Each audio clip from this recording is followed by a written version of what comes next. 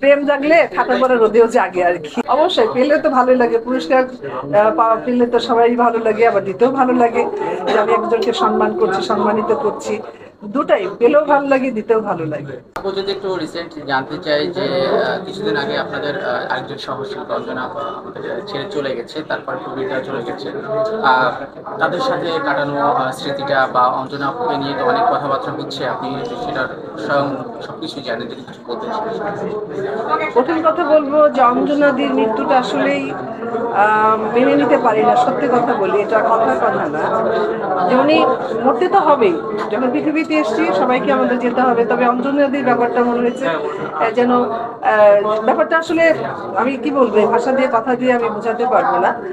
তো অঞ্জনাদি যখন অসুস্থ বোধহয় পিজি হাসপাতালে যাওয়ার বোধহয় 2 দিন আগে আমি শুনেছি আর কি। আচ্ছা। তো পরে আমি যে আমাদের জানলা হিরোইন, ওর সাথে সবসময় আমার যোগাযোগ হয়েছে।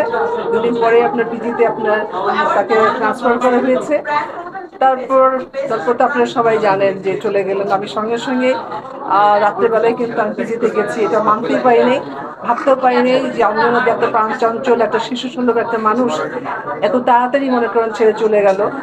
তো যখন আমি গেলাম তা হাসপাতালে, যখন টলিতে আছে মুখটা ঢাকা, আমাকে দেখে এখানকার যারা ছিলেন বলে দিলেন সত্যি। আর কি বলবো, অঞ্জনা দেখি বলছিলাম, অঞ্জনা দি তোমাকে, তোমার সাথে কথা বলার আর সুযোগ হলো না, কারণ আমি গত বছর জুলাই মাসে আমি 15 তারিখে লন্ডন চলে গেছি। তার আগে তার সাথে আমার টেলিফোনে কথা হয়েছিল। তারপর বোধহয় 2-3 দিন পরে আমি আবার ফোন করেছিলাম, তো উনি বোধহয় ব্যস্ত ছিল।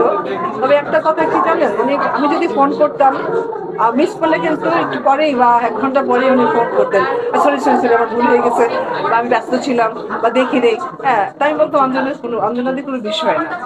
তো লাস্টে আমি অনেকবার ফোন করেছি সে জুলাই মাসে যাওয়ার আগে, এটা আর উনি ব্যাক করেন নাই।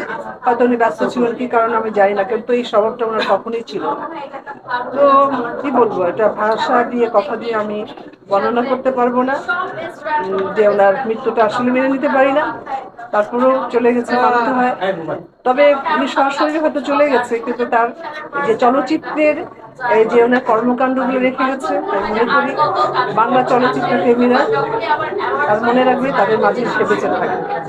উনি যেখানেই থাকুক আল্লাহ যেন তাকে জান্নাতবাসী করে। না, আমি যতটুকু, আমি কিন্তু আমিও আপনার শিল্পী সমিতির একজন, কিন্তু যে কোনো কারণে আসলে ব্যস্ততার কারণে আমি যেতে পারছি না। তবে ওইখানে যে আছে তার দিয়ে তাইব আছে, আরো অন্য অন্য আছে, তারা দায়িত্বটা নিয়েছে। আমি অবশ্যই দেখি গণমাধ্যমের মধ্যে, ইউটিউবের মাধ্যমে। তাই মনে করি ওরা যেটা করছে আপনার অন্তর্নাদীর ব্যাপারে, যে অনেকে কিন্তু বলা বলি করছে এটা অস্বাভাবিক মৃত্যু, বা এটা এটা বা তার সাথে যারা জড়িত ছিল অনেক ঘনিষ্ঠভাবে, তাদেরকেও তারা অনেক ভালো মতো জানতো, চিনতো। তারাও অনেক কথা বলছে গণমাধ্যমের মধ্যে, আমি দেখতে পাচ্ছি। এগুলো যদি মনে করেন যে ওই যাদেরকে যদি একদম আপন করে নিয়েছিল, আপন ভাবতো, তাদের যদি কোনো ফল হয়, আমি মনে করি আমাদের শিল্পী সমিতি যে উদ্যোগটা নিয়েছে এর মধ্যে মধ্যে বেরিয়ে আসবে আর কি। যদি কোনো ফল থাকে যে যারা যারা এর মধ্যে ইনভলভ ছিল, অবশ্যই তাদেরকে সেই শাস্তি দেওয়া হবে মনে করি। ফ্যাশন নিয়ে আমি 20 তারিখ আমি আবার প্রথমে বলি, আমি গত বছর জুলাই মাসে বিদেশে গিয়েছিলাম। তা আমি আসছি হলো ডিসেম্বর 1 তারিখে, যার জন্য আসলে আমার গণমাধ্যমের মধ্যে মাঝে মাঝে আপনাদের সাথে দেখা হয় বা আমি কিছু কাজ করি। তো এটা করা হয় না, কারণ বিদেশে গেলে কিন্তু অনেকে কিন্তু শুট করে, আপনারা রিল বানায়, কিন্তু আমার সেই সুযোগটা হয় না, বা আমি একা একা পারি না আর কি মানে কোর্ট কাজ করতে। আমি আবার 20 তারিখ থেকে শুরু করছি কিছু কিছু কাজ। আবার মনে হয় যে কিছু কাজ করব আমার গণমাধ্যমের মধ্যে, সবাই আপনারা দেখতে পাবেন। আর আমার ভালো লাগে আসলে হলো কি, আমি চলচ্চিত্রের মানুষ, এখন কারোভাবে চলচ্চিত্র হয় না। এখন তো যে ডেটটা বেরিয়েছে, আপনার আমাদের গণমাধ্যমটা অনেক প্রখর। তা আমরা ফেসবুকে, পেজে বা অনলাইনে অনেক, ইউটিউবে আমাদের যে মানে কর্মকাণ্ডগুলো বা ফটোশুটগুলো দেখাতে পারি। আমি চাই যে আমি জনগণের মাঝে ছিলাম, জনগণের জন্যই কিন্তু আজকে আমি রুজিনা। আপনারা তো এই প্রজন্মের হয়তো এখানে আগেকার লোক আছেন যারা সাংবাদিক ভাই বোনেরা, এরাও কিন্তু মনে করেন আমাদের একটা অঙ্গ আর কি, যে তাদেরও কিন্তু আমরা একটা অঙ্গ, তারাও কিন্তু আমাদের একটা অঙ্গ।